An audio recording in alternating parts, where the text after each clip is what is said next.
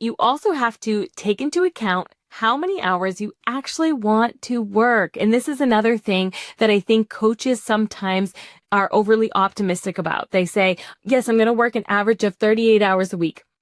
Well, when you factor in sick days, when you factor in vacation weeks, your kids perhaps being off of school or family or that you're taking care of, when you factor in all of the things that kind of eat away at your hours and then figure out, okay, realistically, how many hours a week on average am I going to be working?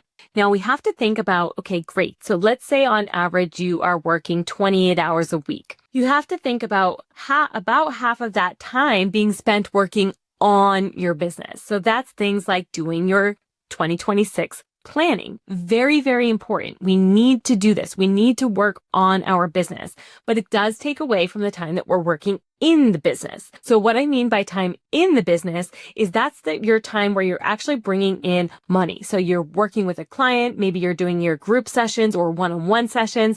Maybe you're physically building out courses or low ticket offers for people to enroll in, but it's something that you're doing that's actually going to generate that profit and revenue, and you're physically working. It's the job essentially. So you are working in your business, first working on your business, such as your quarterly planning or taking a course that's going to enhance your skills or teach you a new strategy or networking with people. Those are all things that would be considered working on your business. So depending on your place in your business, you might be doing a 50-50 split, or you might be doing more of a 40-60 split where 60% of your time is in your business and 40% is on the business.